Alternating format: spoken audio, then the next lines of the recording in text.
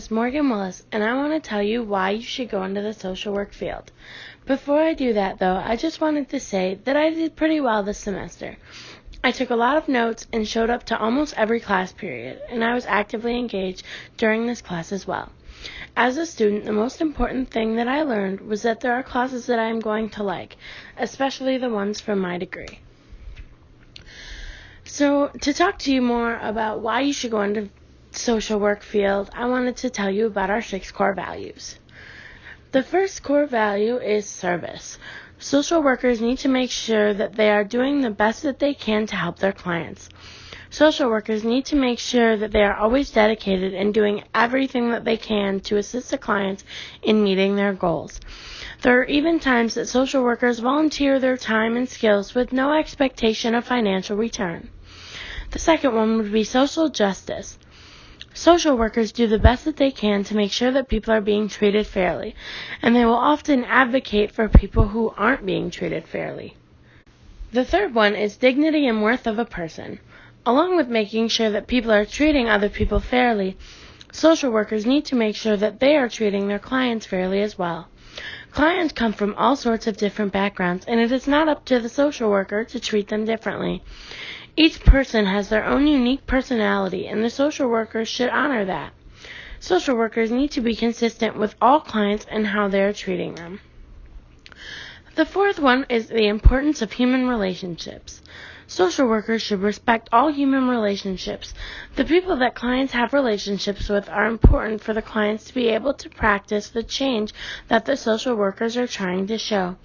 Relationships are important in the social work field because they help to promote all ethics and values.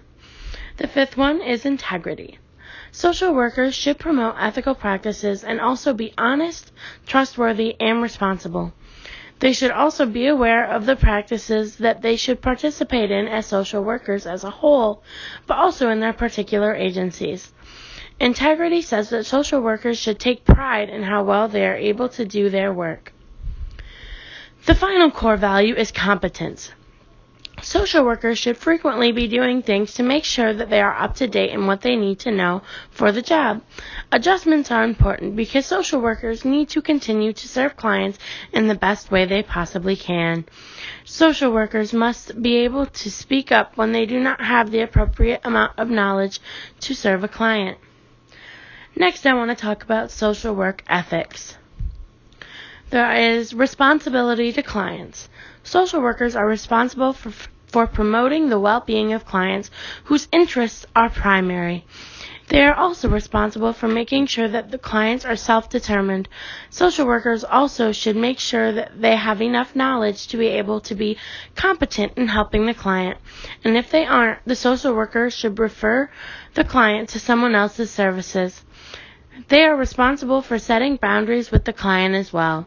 Social workers should respect a client's privacy and keep confidential information confidential. There is also a responsibility to colleagues. Social workers are also responsible for working well with their colleagues. They should be respectful and keep confidentiality just like they would with the clients.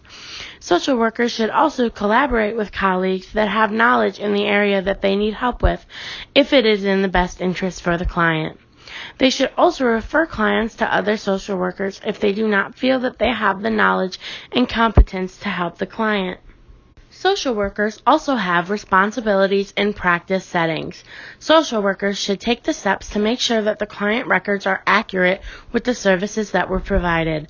They should also continue their education so that they are able to gain knowledge of new developments in the social work field. Responsibilities as professionals is something that they are held to as well.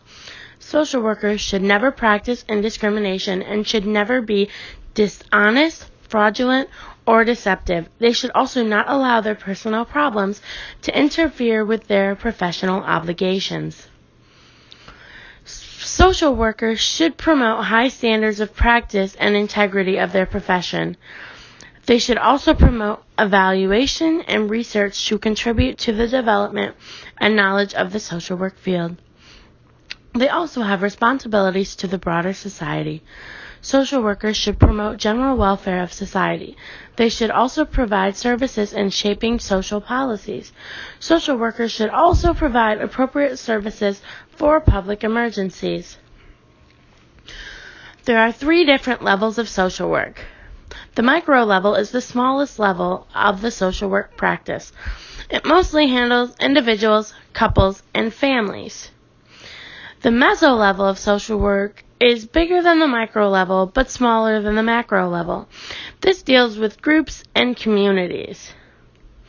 The macro level is the biggest level of social work practice. It deals more with policy and funding than anything else. There is also the plan change model in social work. The plan change model consists of a 7-step process. Engagement is the first interaction between the client and the social worker. It may last a few hours or only a couple minutes. The social worker needs to show active listening during this stage. During the engagement phase, the social worker is building the trust of the client. The next phase in the plan change model is assessment, the stage where information is gathered by the social worker to figure out the client's needs and their strengths, the foundation of the planning and action steps that will follow.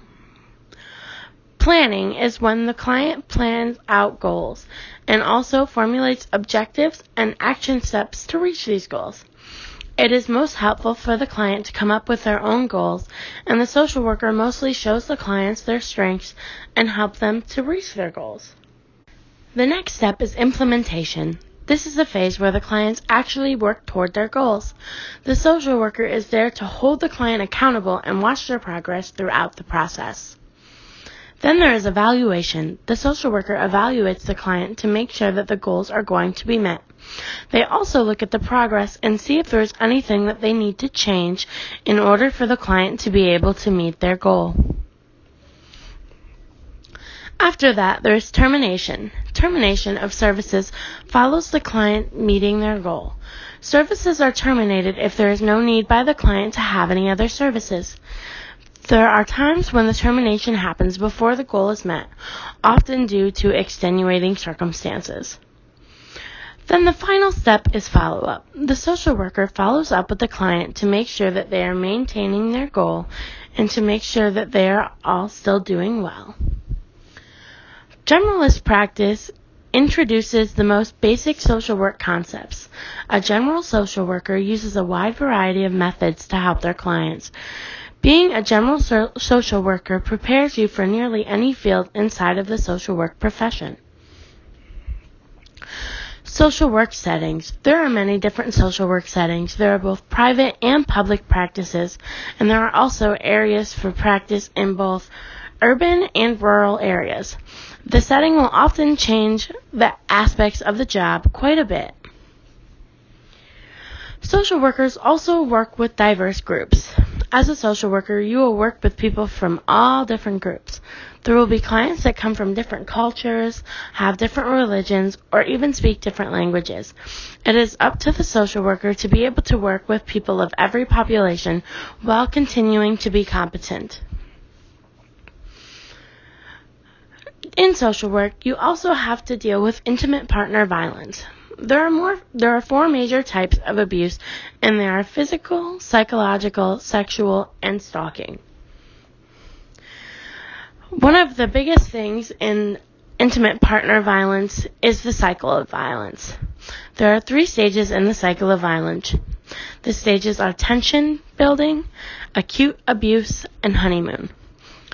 The tension building phase is when one of the partners is walking on eggshells and trying to please the other partner. Acute abuse is when the abuse starts. It's typically psychological abuse, mostly small comments that make the abused person feel bad about themselves. Then there is the honeymoon phase. This is when the abuser tries to make it up to their partner by being really nice to them and buying them nice things. This makes the person stay with their abuser. The population in which I would like to work is, I would like to work with intimate partner violence. I always thought that I wanted to work with CPS, but during this class I learned that that's not really what I want to do, and intimate partner violence is more what I would like to do. I never even thought of that as a part of the social work field until we covered it in class. I think I will really enjoy this field because I have seen it firsthand, and I